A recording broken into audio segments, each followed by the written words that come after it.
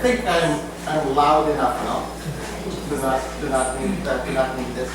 Just tell me if you can't hear me, then I'll use the microphone. Pero I'm usually a loud voice, and so people should have a hard time hearing. Ako si Francis Calpotura. I'm the founder and the executive director of TIGRA, which is a non-profit organization based in the United States.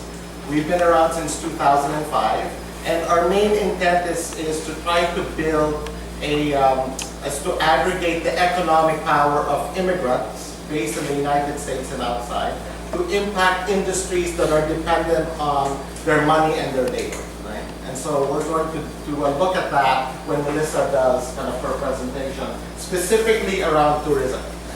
But the request for me, and again, thank you to the Third World Study Center for hosting us in such a short amount of time. And because I'm also leaving on Wednesday to go back in the US, so I'm glad to be able to participate in this discussion. I'm really looking forward to it. So roll call for today is to give at least a broad context, you know, on what I call kind of consumer movements. And it's particularly because that's where TIGRA sees its work in the evolution of historical movements around the world. And pero itong presentation ko would be a little bit more US-centric. So I'm going to identify particular social movements that involve consumer action from the ground.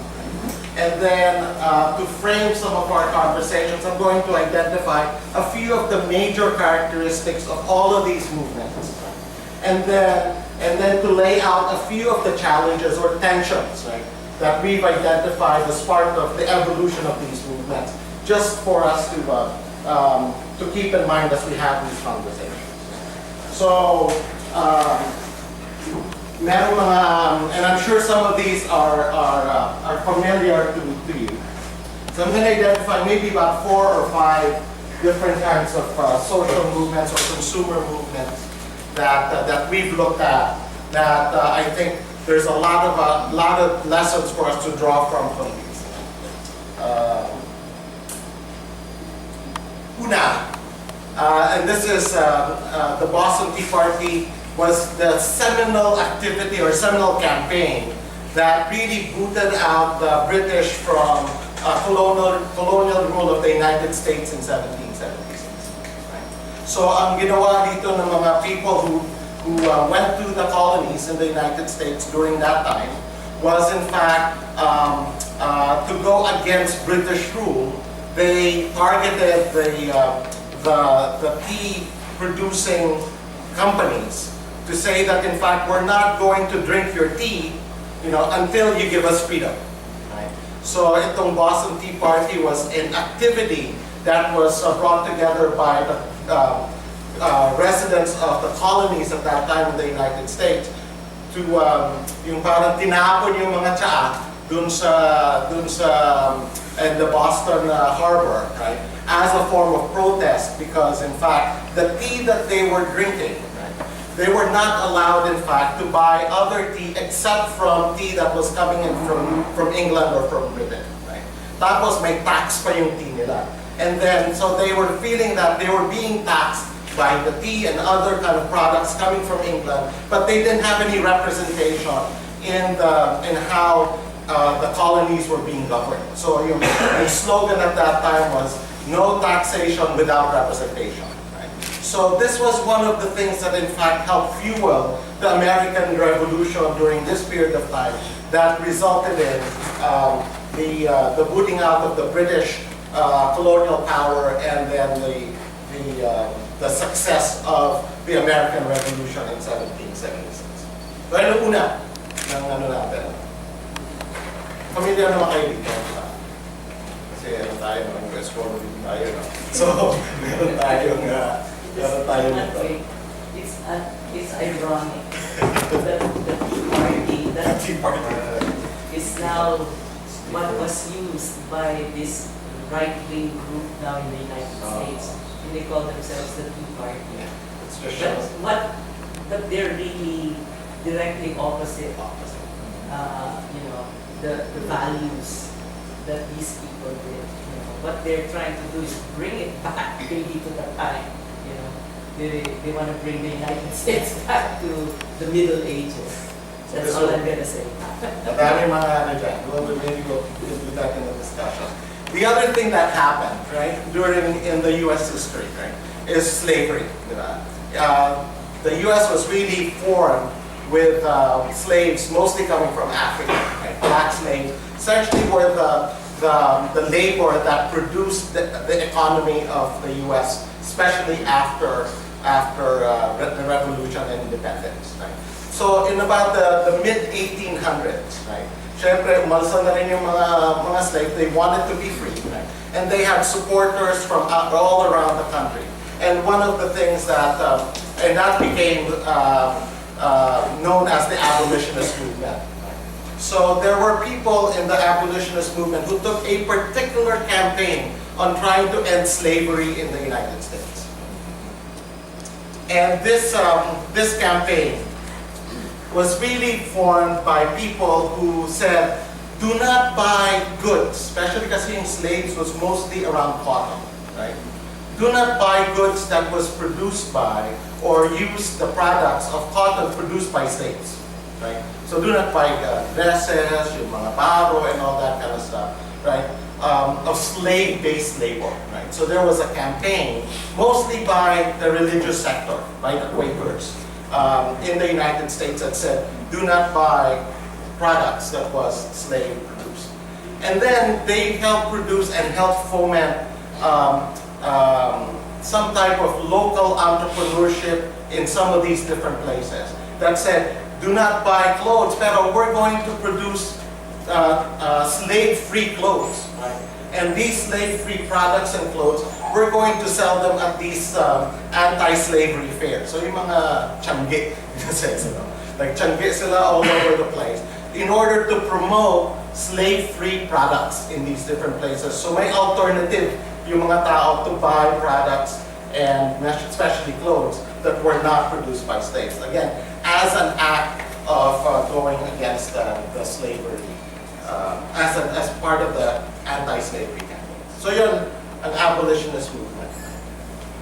Going out into kind of our neighbors here, the homespun movement, narinig niyo ba homespun movement that involved Gandhi during the 1920s? It's a similar thing, no? At that time, yung garment industry ng India, right, was they produced cotton in India, right? Sila yung talagang ano ng cotton. But what they did was that they shipped the cotton to England, right?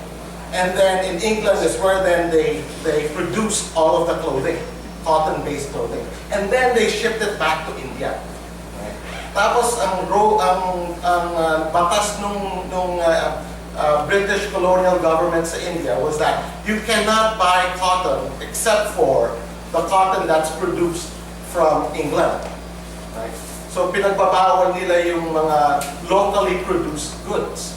So ang sabi ni Gandhi is that, you know, that's of course kind of unfair, and part of the independence movement of India at that time was in fact to say, no, boycott natin yung cotton and goods and mga baro galing from England, right? And in fact, what he did was to begin teaching people how to spin their own clothes using local cotton. Right? So instead of saying, you know, providing an alternative for people to use the local products, right, and to spin their own clothes, kaya yung mga long clothes na puti, yung ganung klase. That was kind of the start of the popularization of that as an indicator or to show that in fact that this is the national clothing because this is what we produce here and not the clothing that in fact we're importing from England. Right? So it's called the homespun movement, right? Was both an act against the imposition of cotton from England by exploiting the labor of the Indian people. The homespun movement said, we're not going to entertain that. We're going to, in fact, develop our own industry based on mga gawain sa bahay ng mga tao to spin their own clothes for that. So yun na ano, so it's another way of, in fact, how consumers of cotton, right, exercise their power to go against British rule and for Indian independence in the 1920s. And then we go to the 1950s and the 1960s and the civil rights movement dun sa United States. No? And again, this was a civil rights movement for racial justice and equality, and especially coming from the African American or the black community sa United States. Because at that time, there were all these laws that forbidding them to vote, all these laws that essentially extension lang ng slavery, but they didn't really have the same rights as other people in the society at that time. So starting in the 40s, 50s, and 60s, the civil rights movement emerged. And one of the strategies of the civil rights movement,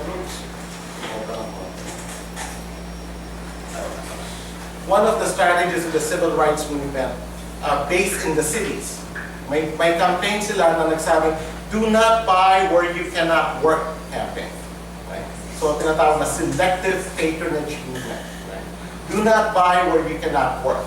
Kasi may mga businesses naman dun sa mga black communities or African American communities, whether it's Philadelphia, in Boston, or in New York and all that. Right? Pero yung mga businesses na yun were dependent on the patronage of the black community doon. Ano? Pagbibili ng mga kailangan nila on the everyday basis. Pero they refuse to hire African Americans or people from that community. Right? So they're dependent on their money, but they refuse to hire African Americans there. So sabi ng mostly mga ministers na nitong kampanya to, is that we're not going to buy anything from your store until you change that practice. So, nanalo din sila. They got 10,000 businesses, right, in a span of 4 or 5 years to adopt kind of this new practice. Right? So itong selective patronage movement is yet another instance of how ordinary people use their economic power to change practices, sometimes long-standing practices in those communities. Same thing naman. Ito yung civil rights movement, Martin Luther King was for the black community. Yung Chicano movement and the United Farm Worker, UFW, was instrumental in the Latino or the Mexican American community sa United States. It's a similar thing, right? Mostly farm workers ito, yung mga magsasaka na nagtatrabaho dun sa mga... And what they did was that, in fact, they did a great boycott. Yung mga because they were working in the fields with very bad conditions. They were not being paid well, right? And so they said that we're going to boycott your products, your grape, the grapes that's in the vines, in the field, until you sign a contract with us. Importante dito sa history ng mga Pilipino din. In fact, the mga Filipino farm workers were one of the first ones that talagang pushed this whole campaign forward, right? And so it's part of our American or Filipino history was around this particular point. And this campaign, again, of the Great Boycott forced this industry for the first time, right, to sign a contract with immigrants, sign a contract with poor farm workers, right, that they're going to up their pay, provide decent health conditions sa fields and all that. So it was the first time that, in fact, a constituency that didn't have power before was able to change the conditions that they were presented in because ginamit nila yung economic power of not buying the grapes that's produced in those particular areas. Let me just end with this and then I'm going to try to sum it up. And then, more recently, we've been seeing a lot of movements around fair trade, of essentially an accreditation process that says that, in fact, this particular product, whether it's coffee or whatnot, right, was produced with certain standards, around labor standards, around kind of how a sustainable production in the field, paying the farmers and all that kind of sustainable price for their coffee, right? And that yung fair trade seal, right, became a seal of approval, so that in fact consumers in the northern countries, right, can see that when they buy coffee with a fair trade seal, na alam nila na this coffee, the coffee producers were paid well, right? And that the coffee was made kind of in a sustainable, sometimes organic way for consumption. So kung wala kang fair trade seal, ibig sabihin nun na you didn't meet those standards. Right? So it gave the consumer a choice, right, on how he or she will spend his or her money, right, on whether or not to support farmers in the developing world or not. Right? So yun yung fair trade. So this is a very quick overview of consumer movements. Right? Pero let me summarize this. Right? Because I think there are a few characteristics of consumer movements that is worth looking at.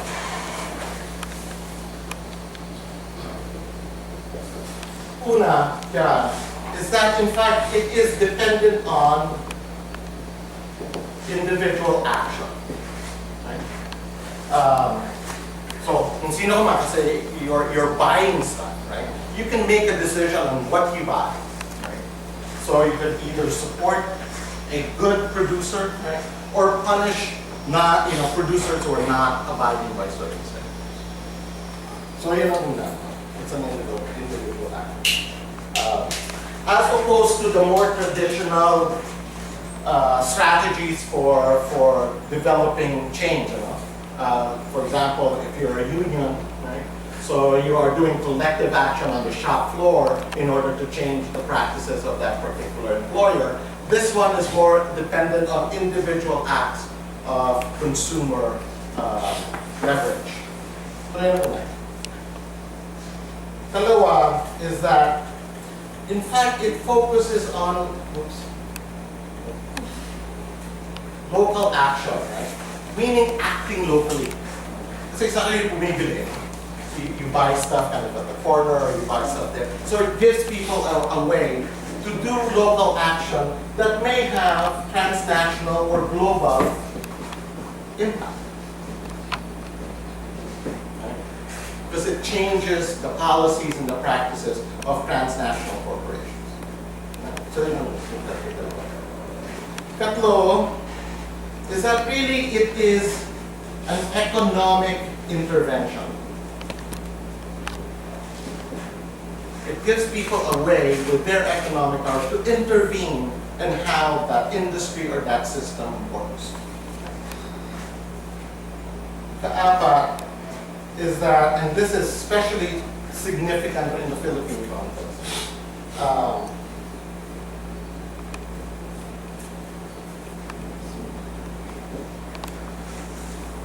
it aggregates diaspora individual acts to have a domestic or local impact. Meaning, kung gusto mo influensyahan yung policies and practices of a particular company based in the Philippines, right, or anywhere else, you can aggregate and inform and educate Filipinos in the diaspora who may be using that particular service or that particular product, right? To actually kind of not use that unless they meet certain standards. Right? So diaspora action towards local impact. Malapit matapos, wali na lang. But I also want to surface kind of certain tensions in this. May tension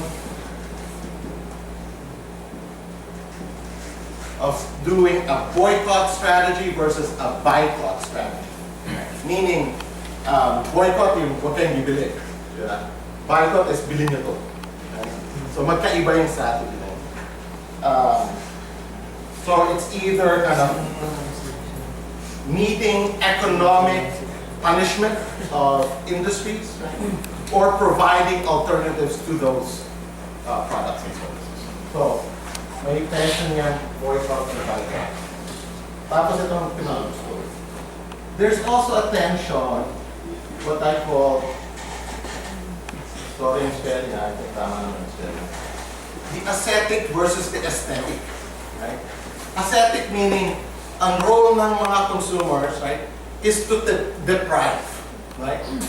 Is we should control our consumption, right? And in fact, that dapat, you know, our strategy is to curtail and bring back kind of our consumption practices.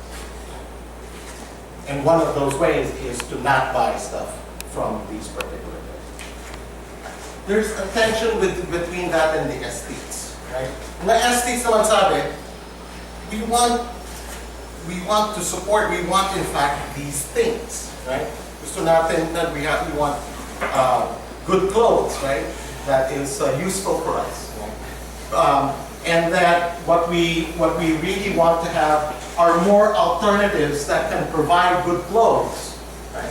Rather than just a strategy of saying that we're going to punish the companies that are not providing us the right type of standards, right? So, deprivation versus alternatives. Lastly, I think we'll not go. And there's a tension between all of this. But ano ba yung economic paradigm mo? Ano ba yung economic paradigm? These consumer strategies, right, can be seen and can be pursued by just wanting a slice of the market. Wala talaga, you know, socially responsible slice of an overall market. Right? Or may mga ibang sabi, that's not enough, ano?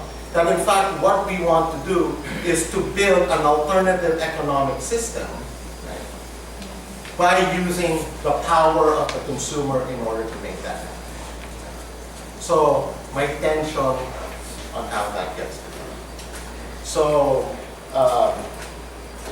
yun lang yung aking presentation ng broad consumer movements and then some of the characteristics and tensions. One quick question. What, when you talk about Starbucks here, are they fair trade or not? The relationship between the pictures that we have. Well, on Starbucks, in fact, is that shows that they haven't been, it's complicated. Kasi naman, I mean, this is part of the complication of the fair trade seal, right? Kasi it doesn't, my opinion, this is totally my opinion, it doesn't mean to me that the fair trade seal is the end-all and be-all of good corporate practices. It's a good sign, right? Pero you have to actually look at the real practices of that company. And kasi there is a certain, in certain sectors, right, there's something called kind of greenwashing of standards. I mean, maski ngayon, Chevron has a seal of that they're environmentally conscious, right? So, to me, it's much more, it's a sign, right? But it should not be enough for us to actually look at and be very cognizant of what are the practices of that particular company, given the industry that they're in. Right? So, for example, Starbucks does not want to go through that whole process, right? Pero if you look at their corporate practices in relationship to the other companies, coffee companies in the US, right, they're much better on certain standards. So, I think kind of this, the fair trade stuff is an indicator, but for me, it is not a total picture of how we're going to have to engage with companies and industries. We have to look at kind of the totality of what we can do as, again, as consumers and allies to be able to change conditions for folks that are directly affected by this.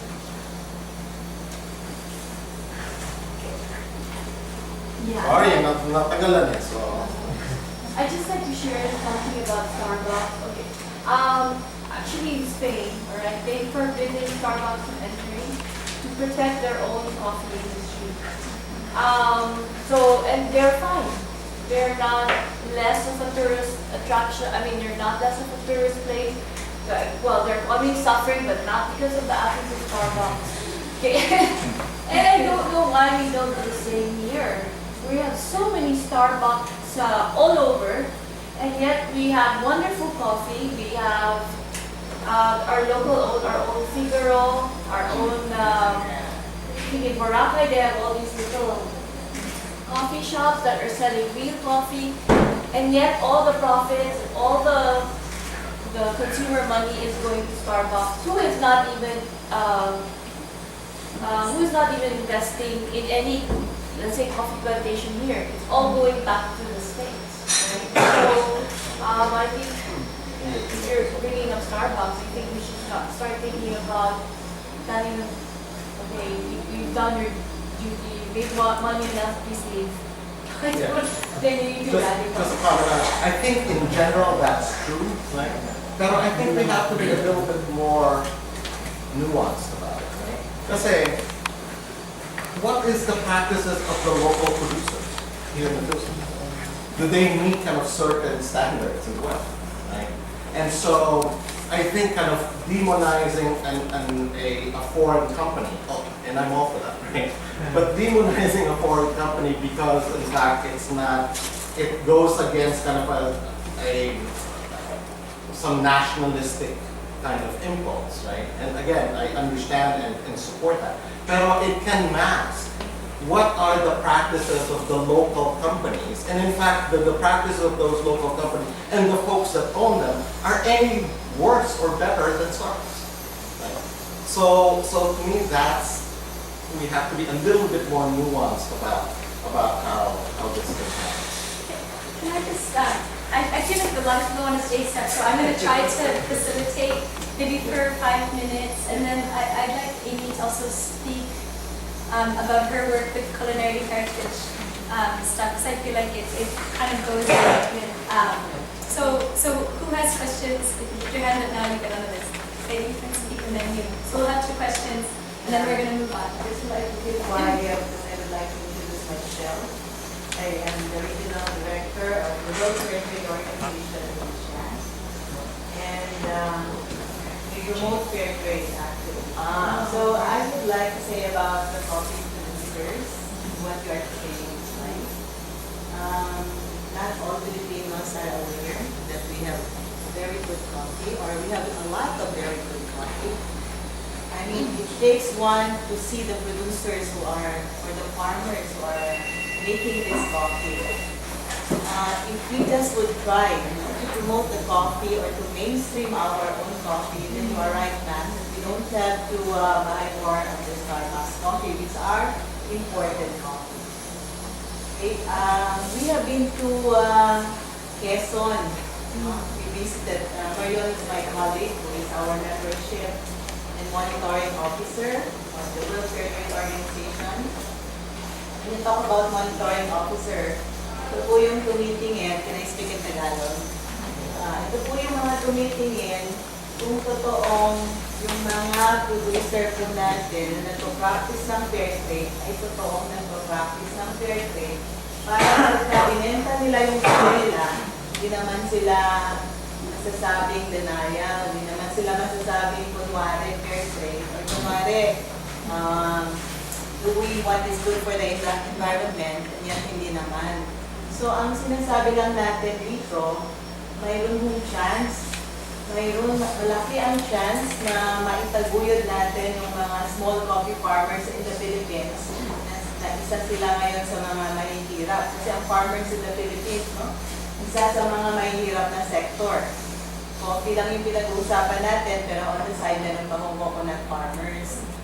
So, ang sinasabi lang mo namin sa fair trade, may chance po para maiangat natin yung mga mahirap na sector dito sa Pilipinas. Katulad ng sinasabi ni Ma'am, na kung iinom tayo ng kape, bakit hindi yung kape na natin instead of uminom ng imported coffee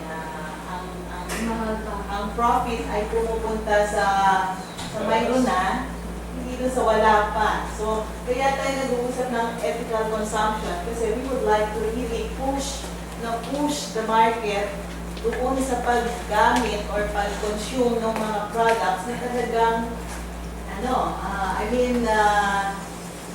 produce the ethical way. Isa nga doon yung mga grupo ng fair trade organizations where we belong, no? Dito po sa Pilipinas, marami na po tayong coffee farmers around the Philippines. Meron tayong isang grupo na tinatawag namin, bukod po doon sa Figaro. Bukod sa Figaro, meron po tayong tinatawag na isang kasama namin, yung Bote Central, na katulong mo ngayon ng DSWD at ng ating DTI para yung mga coffee farmers around the nation or the Philippines, sila na mismo yung mag-roast ng sarili nilang coffee.